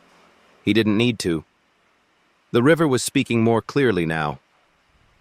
He wrote in his notebook, "The shoe, the jersey, 2 pieces of Michael. Why him first? Why not Ethan or Paul? Is it punishment for his father's rage? Or is the river mocking me, giving me just enough to keep me chasing?" He paused, then added, "The river isn't giving us proof. It's giving us reminders. They're not gone. They're not ours. They're the river's now." Coldwater sleeps uneasy. That night, fog rose thick along the river, swallowing the bridge from sight. The town went to bed early, but few slept. Parents sat in living rooms clutching photographs. Children whispered the boys' names into pillows. The jersey hung drying in the sheriff's office. Its fabric dripped steadily, as though it still belonged to the river and would never be clean. The discovery, December 8th. Early morning frost clung to the reeds along the Coldwater River. A hunter named Sam Griggs stumbled over something half buried in the mud near the east bank. He bent down, thinking it was trash. It wasn't. It was a wristwatch. Cheap, scratched, the leather band stiff from water. Etched into the back, faded but visible, were 2 words: Love, Dad. Paul Henderson's watch, his 16th birthday gift given only months before. Sam turned it over in his hand, and for the first time in years, the hunter dropped his rifle and ran. Sheriff's inspection. Sheriff Harold Givens held the watch carefully in his gloved palm. The hands had stopped at 12:16. Whether broken by water or by something else, he didn't know. But the time froze him. 12:16 a.m. Only a minute after Mrs. Langley claimed she heard the scream. Coincidence, he told himself. But his gut whispered otherwise. He logged the evidence, but the number on the dial burned in his mind long after the bag was sealed. Families in anguish. The Hendersons collapsed under the weight of the discovery. Paul's father clutched the evidence bag to his chest until deputies pulled it away. "He never took that watch off," the man wept. "Never. It was on his wrist that night." His daughter screamed at the sheriff, fists pounding his chest. "Why do you only bring us pieces? Where's the rest of him? Where's my brother?" The cries echoed through the sheriff's office long after they left. A pattern emerges. The townsfolk noticed what the sheriff already suspected. First the shoe, Michael. Then the jersey, Michael again. Now the watch, Paul. Each boy being returned in fragments. Not alive, not whole, just objects, reminders. Some whispered that Ethan was next, that his guitar, his cigarettes, his scribbled lyrics would surface from the water. The bridge, they said, was giving them back one by one. But never all at once. Relics of the river. The townsfolk began to treat the items as cursed. At Gallagher's diner, no one wanted to sit near the sheriff when he came in carrying the evidence bags. At church, the pastor refused to place the objects on the altar, calling them tainted by the river's will. Children dared each other to look at the photos of the items in the newspaper. Some swore just staring at them made their dreams darker. The objects weren't just clues anymore, they were relics. Sheriff's private thoughts. That night, Givens wrote in his notebook, "First Michael, then Paul. Ethan waits. Why this order? Why these tokens? Are they trophies or breadcrumbs?" He hesitated, then added, "The river isn't giving us closure. It's giving us a story, piece by piece, chapter by chapter. And I'm afraid of what the ending looks like." Coldwater at night. That evening, fog drifted low, and the bridge vanished into it. Some swore they heard faint ticking in the air, like a watch still running somewhere below the surface. Others swore the river whispered the same time again and again. 12:16. The Discovery, December 14th. Snow fell in thin, hesitant flakes, dusting the bridge and riverbank in pale white. A boy named Kevin Dorsey, walking home from school, spotted something tangled in the reeds near the north bank. It was a notebook, its pages warped and swollen, the ink running like veins across the paper. On the cover, faded under water stains, was a scrawl in black marker. Ethan's Songs. Inside, though smeared, fragments of lyrics remained. Half-formed lines about freedom, about leaving Coldwater, about the feeling of night air on skin. Words that now felt less like dreams and more like unfinished prayers. Kevin dropped it in the snow and ran, his breath ragged in the cold air. Sheriff's inspection Sheriff Harold Givens handled the notebook as though it were a fragile bone. The waterlogged paper tore easily, but the handwriting was unmistakable. Ethan Wells's thin, looping script. One page clung together more than the rest. He pried it open, squinting at the faded ink. Only one line could still be read clearly. "The river keeps secrets we don't deserve to know." Givens's throat tightened. Had Ethan written that before the night they vanished? Or was the ink distorted into something the boy had never written at all? The family's breaking point. When shown the notebook, Ethan's mother wailed so loud the deputies lowered their heads.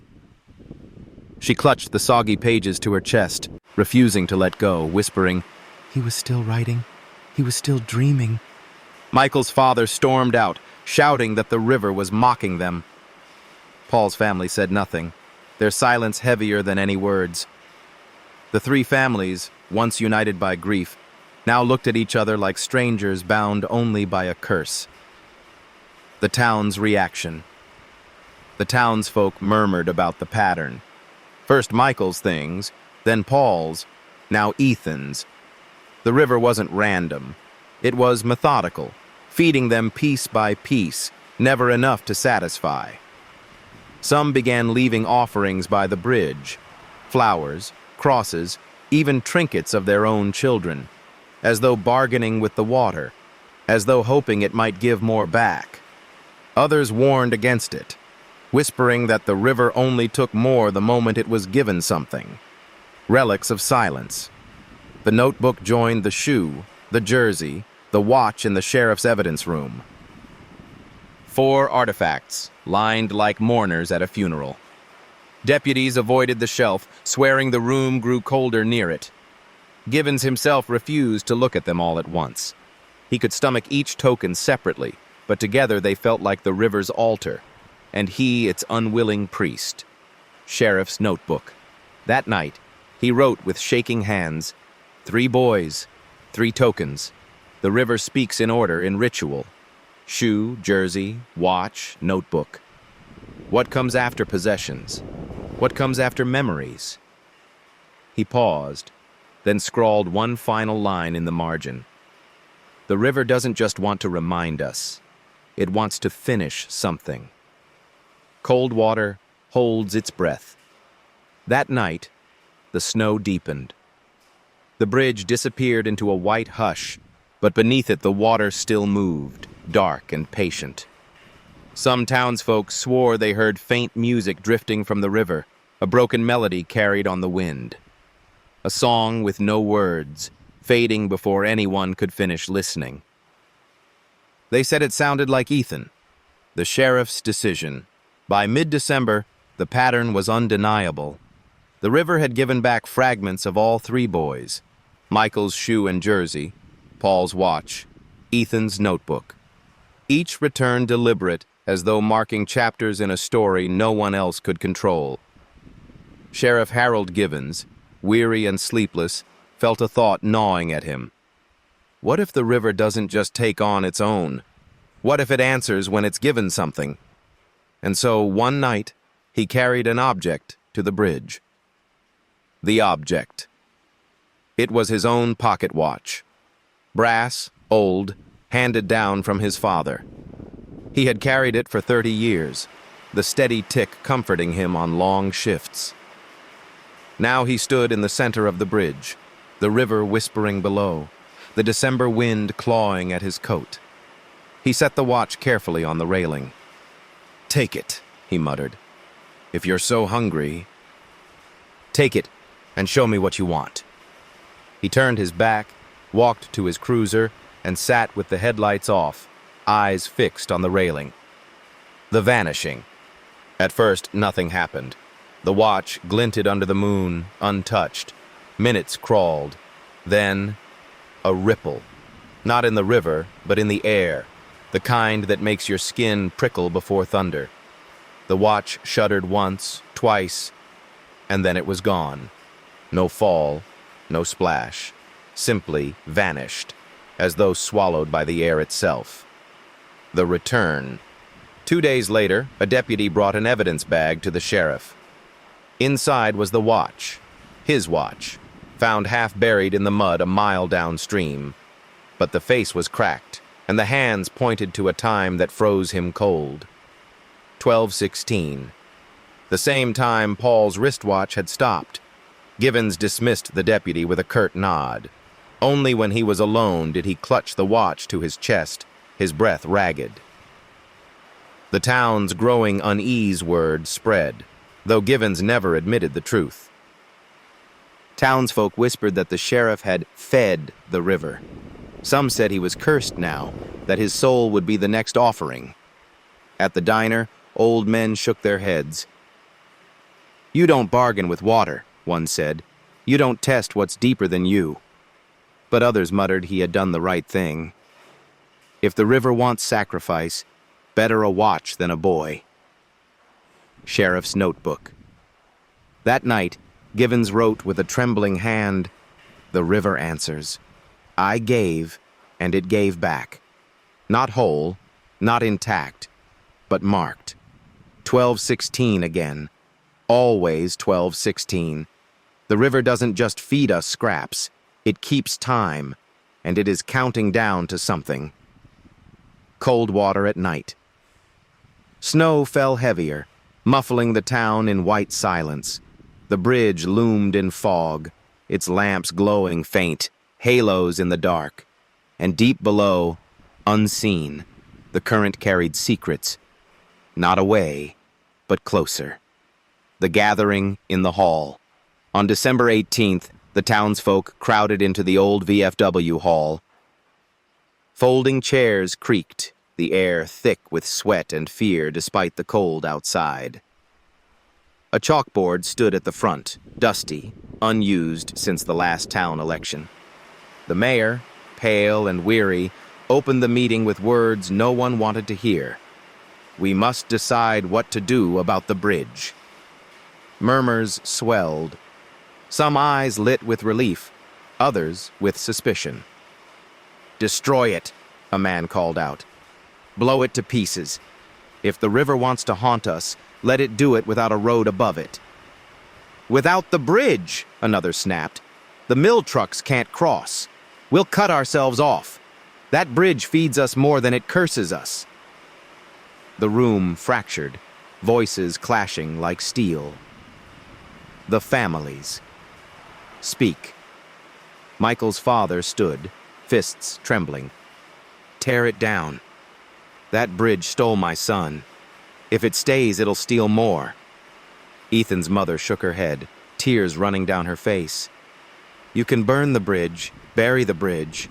The river doesn't need it." "The river itself is the grave." Paul's sister, thin and wild-eyed, rose last. Her voice was small but sharp. "The bridge isn't just wood and steel anymore. It listens. And if you try to kill it, it'll kill you first." Her words silenced the hall for a moment, as though even the walls leaned in to listen. Sheriff's unease. Sheriff Harold Givens sat at the back, arms folded, the letters heavy in his pocket. He didn't speak. What could he say? That he had offered the river his own watch, and it had been returned, cracked, at 12:16? That the bridge wasn't just infrastructure, but a throat the river spoke through? He stayed silent, watching, waiting. The decision. Deferred. After hours of argument, no decision was reached. Some stormed out demanding dynamite. Others muttered about guarding the bridge like holy ground. The mayor, voice cracking, slammed his hand against the chalkboard. "We'll reconvene in the new year. Until then, no action, none." It was a delay, not a decision. A Coldwater left the hall, fractured and angrier than before. The river's answer. That night, a strange thing happened. Those living nearest the river swore they heard groaning metal, as though the bridge itself shifted under invisible weight. Some claimed they saw the lamps sway, though there was no wind. Others said the water rose higher than it should, lapping almost hungrily at the support beams. One boy, staring from his attic window, whispered that he saw 3 figures standing on the bridge again. But when he blinked, they were gone. By morning, the river was calm. The bridge stood intact, but everyone who had heard or seen something carried the same thought. The river had listened, and it had answered. Sheriff's Notebook. That night, Givens wrote only one line. "The bridge will not let itself be destroyed." The envelope. On December 22nd, the envelope was waiting on the sheriff's chair when he arrived at dawn. Plain, white, unmarked, as always. The deputies swore no one had entered.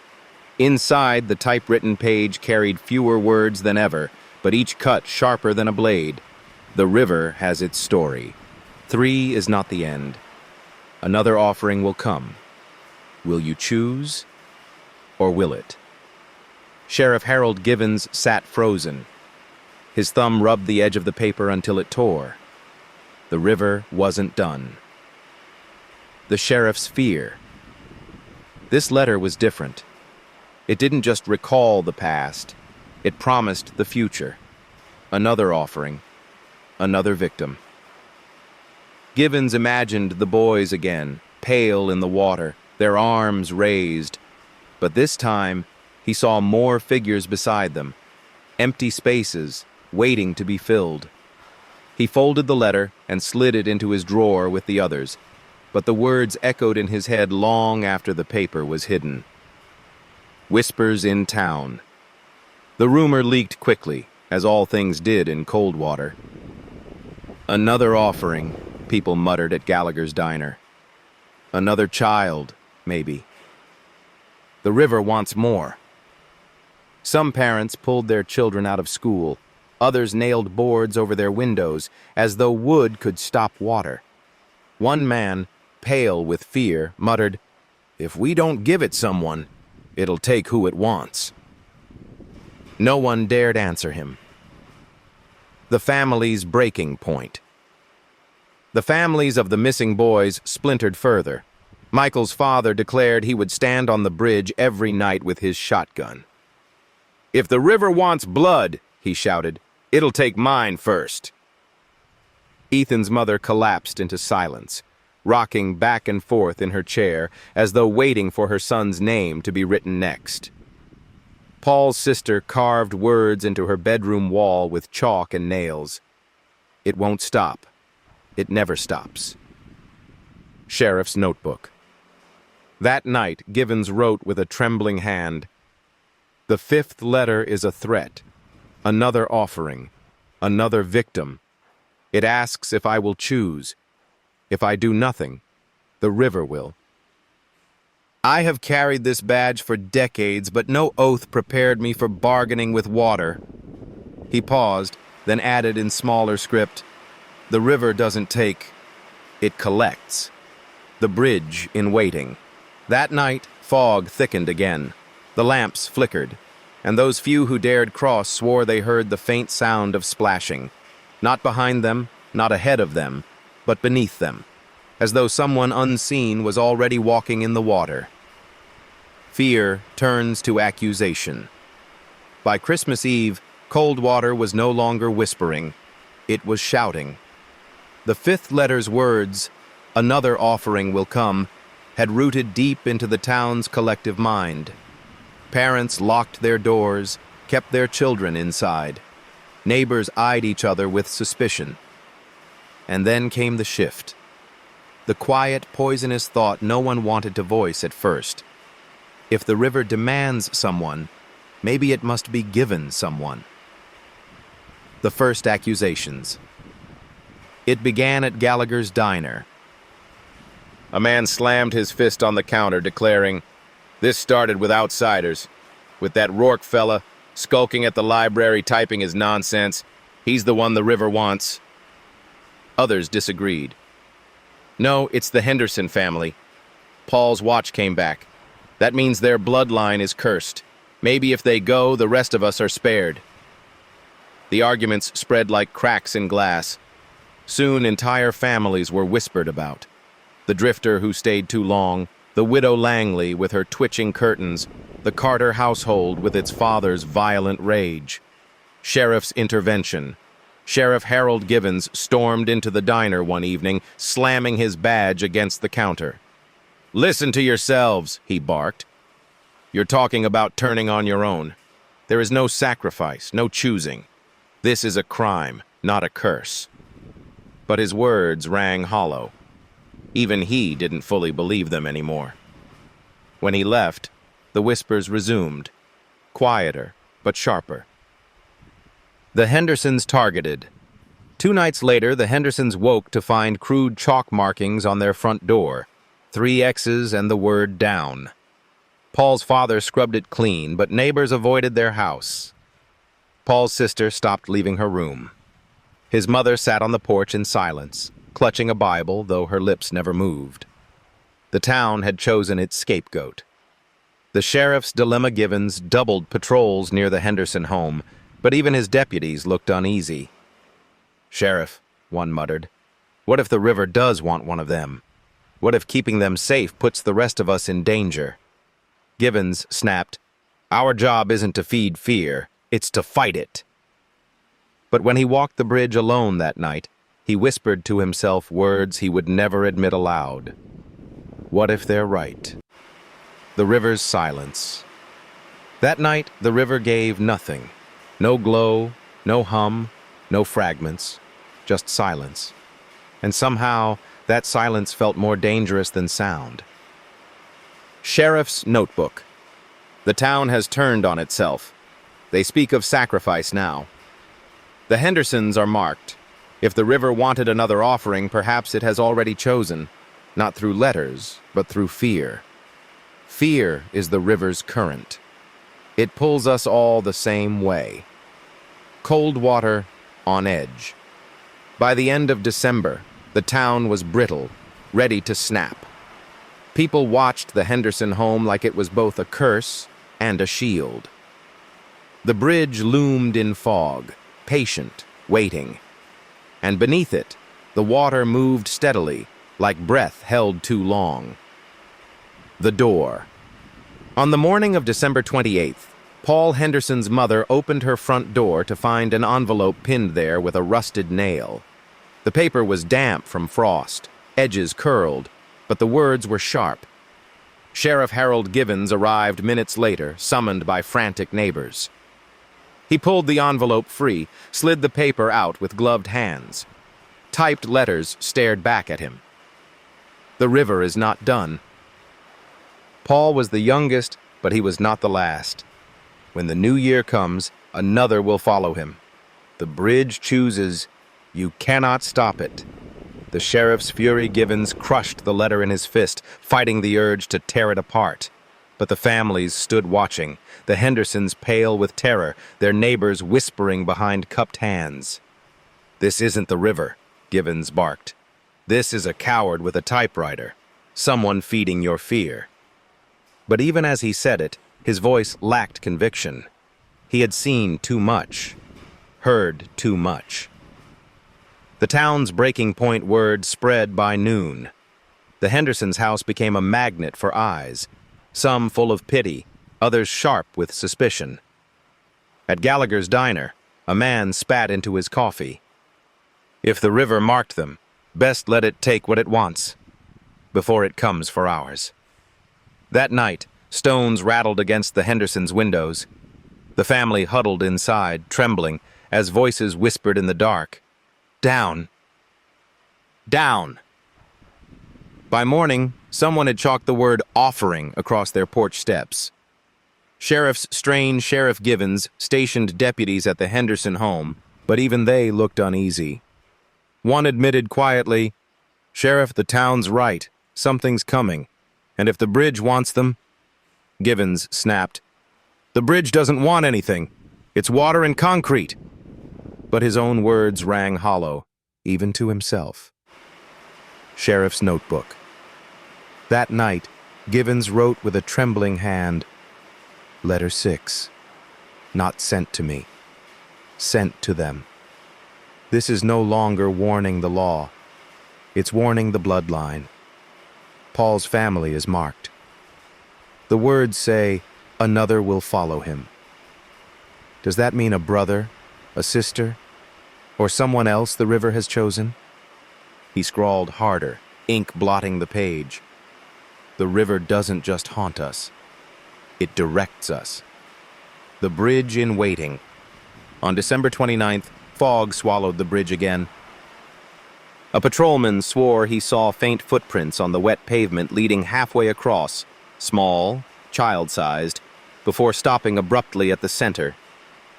No one dared follow them. The eve of dread.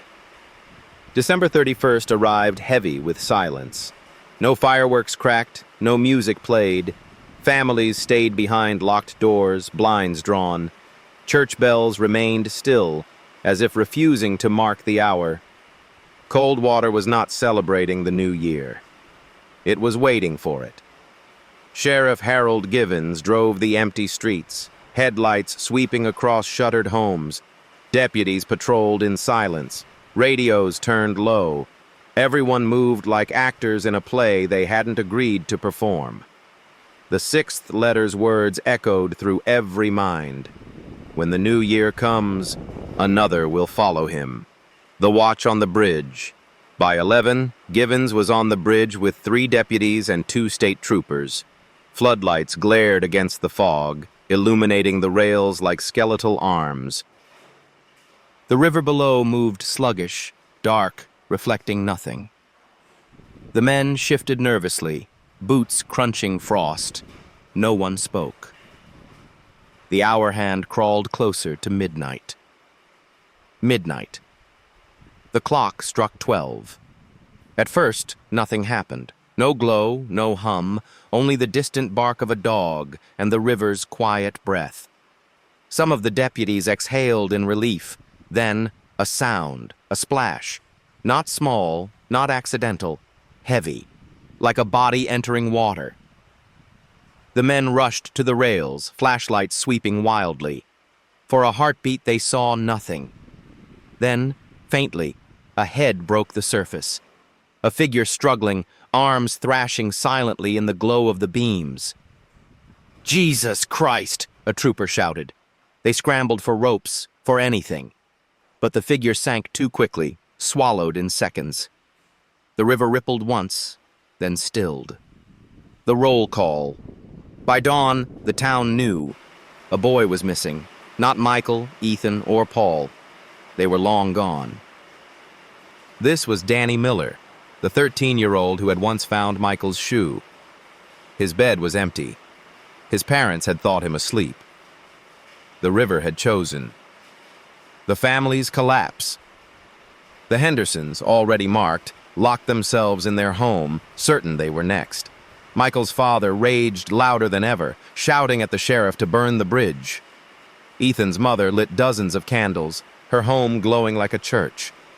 Danny's parents sat on their porch in silence, unable to speak, their faces hollowed by the fresh wound. Sheriff's notebook. That night, Givens wrote, "It has begun again. Danny Miller is gone, not by chance, not by choice. The river marked him the moment he found Michael's shoe. Now it has collected him. The pattern is widening. Not just the three boys, not just their families. The bridge is hungry, and Coldwater is its table, the town's terror. Coldwater no longer whispered. It screamed. Families packed, leaving their homes in the dead of night. Others clung tighter, convinced leaving would only call the river after them. The bridge loomed in fog, patient, endless, waiting for its next hour, the sheriff's realization. In the days after Danny Miller's disappearance, Sheriff Harold Givens found himself reading the letters again and again. Another offering will come. Will you choose, or will it? When the new year comes, another will follow him. Every promise had come true. Not just predicted, fulfilled. That meant one of two things. Either the river itself could type, or someone in Coldwater was following instructions that came from somewhere else. For the first time, Givens wondered if he wasn't fighting the water at all, but a person. Paranoia in Coldwater was a town on edge, brittle as ice. At Gallagher's diner, men slammed mugs down, accusing neighbors of serving the river. "Somebody's feeding it," one snarled. "Somebody right here." At the church, whispers spread that the widow Langley, with her twitching curtains, was the scribe. Others pointed to Thomas Rourke, the loner mechanic. Some even muttered about Givens himself, the sheriff who always seemed to know before the rest. Suspicion became a second language, spoken through glances sharper than knives. The sheriff's search. On January 3rd, Givens ordered his deputies to quietly search for typewriters, basements, attics, garages, anywhere dust gathered. He kept the operation quiet, knowing the town would riot if they thought he suspected all of them. One deputy found 3 machines, all old, all rusted, none used in years. Another found ribbons, but not the kind that matched the letters. Nothing led anywhere. But then, in the back room of the library, Givens found something himself. A typewriter, clean, oiled, recently used. No drafts, no letters. Just the faint smell of ink and metal, as though the machine had been waiting. The disturbing detail, as Givens leaned closer, he saw something carved faintly into the wood of the desk beneath it. 3 letters, scratched in by hand. M-E-P-E. Michael, Ethan, Paul. His stomach turned cold. Sheriff's doubt. He closed the library quietly, locking the door, saying nothing to the others. Was someone using the library typewriter to send the letters? Or was the desk carved long ago, and he was only seeing patterns because the river wanted him to? Either way, he felt the bridge's silence heavier than ever. Sheriff's notebook. That night, his words scratched jagged across the page. The letters are not prophecy. They are orders, and someone is following them. But who writes? Who obeys? He paused, then added, "The river does not need hands. It only needs believers." Coldwater in waiting. By week's end, no one trusted anyone. The Hendersons stayed locked inside. Danny Miller's family had fled town altogether, and through the fog the bridge loomed, watching, waiting. If there was a traitor in Coldwater, they were no longer just sending letters. They were feeding the silence. The sheriff's plan. By January 7th, Sheriff Harold Givens had reached a breaking point. The letters were no longer warnings. They were commands. Someone was delivering them, keeping the town in fear, feeding the bridge's legend. So he devised a trap. He typed a decoy letter himself, using the same font, the same cheap paper. The words were simple. The river rests. There will be no more offerings. He left the letter in his drawer, unlocked, knowing his deputies, his clerks, even curious townsfolk sometimes slipped into the office. If someone was placing the real letters, perhaps they would take the bait. The waiting days passed. Givens watched every shadow, every glance. Deputies shifted uneasily under his stare. The Hendersons stayed indoors. Rumors buzzed at Gallagher's diner like flies. By the third night, exhaustion gnawed at him. He had the sense he wasn't just hunting, he was being toyed with. The backfire. On January 10th, Givens found another envelope waiting on his desk. He opened it with shaking hands. Inside, a page. Same typewriter font, same mocking neatness. But the words were not his. You try to trick the river. You think paper fools water? You lie to them, but I do not. Another offering will come before the snow melts, not chosen by you, not stopped by you. At the bottom, for the first time, there was something else.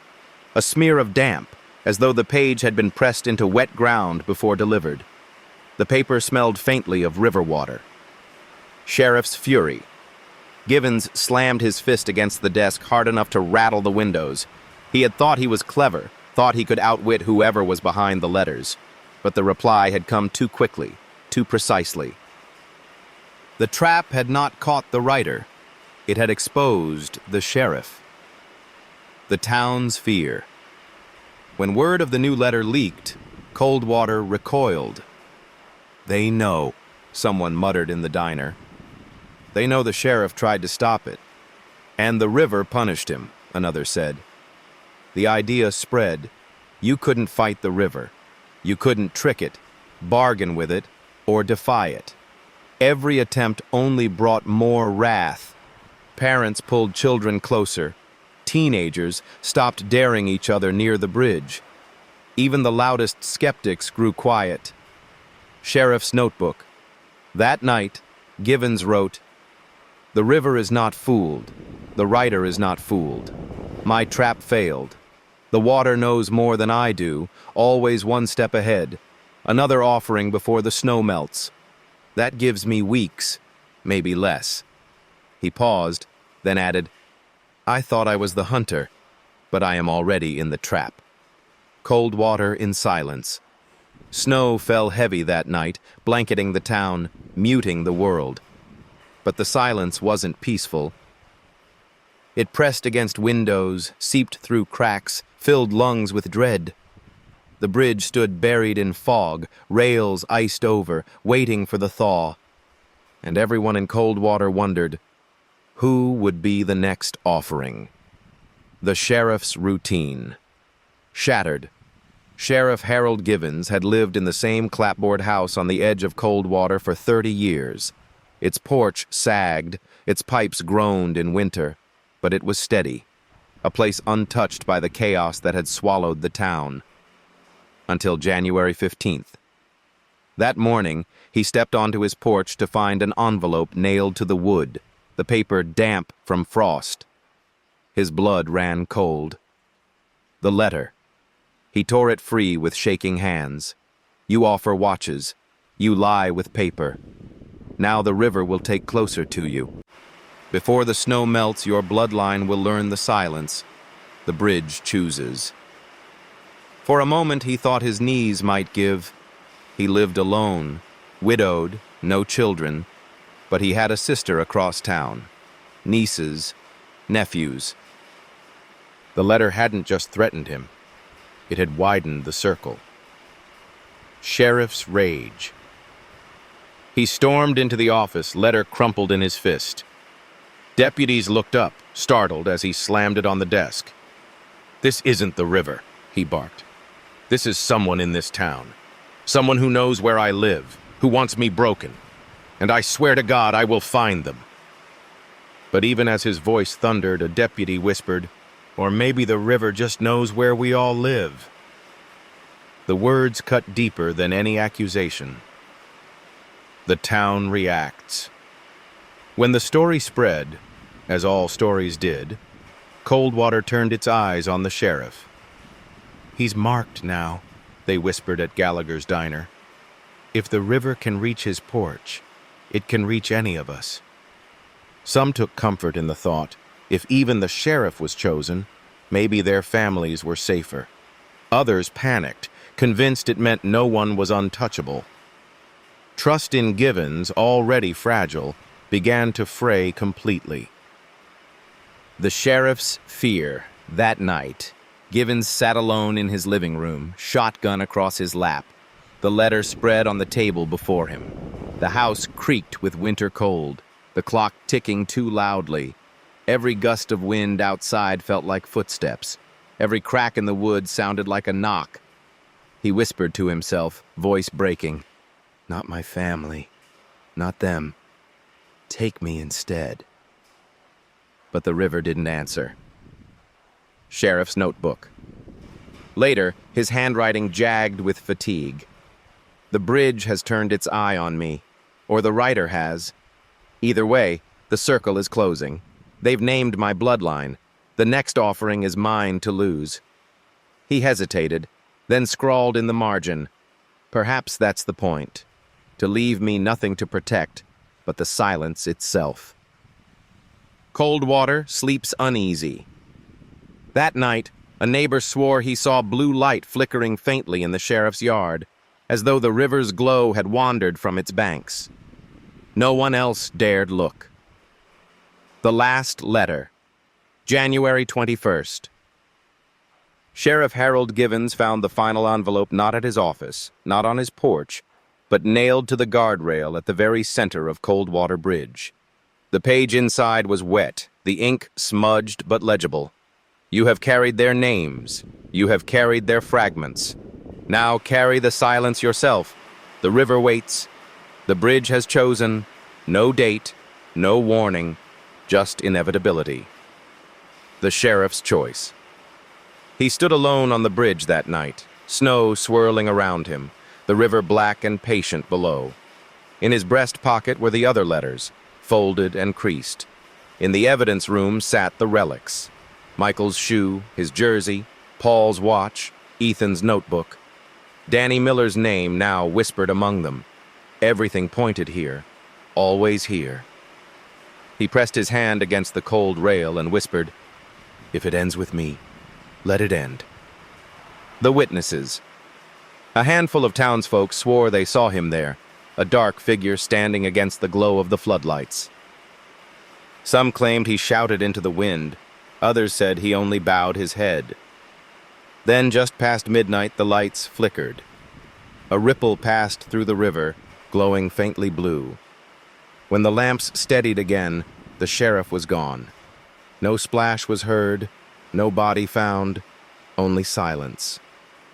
The aftermath. By morning, the bridge stood empty once more. Deputies searched, divers dragged the river, but nothing surfaced. On his desk at the sheriff's office lay his notebook, left open to the final page. The silence is not absence, it is presence, and it does not end. His pen rested beside it, ink still wet. Coldwater's fate. The town never replaced him. Deputies rotated the badge, but none lasted long. Families fled, shops closed. The bridge was avoided, yet never abandoned. It remained a scar across the river, waiting. Some nights, travelers swore they saw a man standing at the rail, cigar between his teeth, watching the water. His badge glinted faintly in the dark. Others said the glow rose again, and 3 boys stood beside him now. 4 figures, all silent, all waiting. The story's end. Coldwater Bridge became more than a place. It became a warning whispered in nearby towns, a story parents told their children. Don't linger near the water. Don't walk the bridge at night. Don't answer if the silence calls your name. The boys were never found. Sheriff Harold Givens was never found. And the river kept flowing, patient, endless, eternal. Epilogue. To those who listen to this story tonight, remember, silence is not empty. It waits. It watches. And sometimes, as Coldwater learned, it chooses.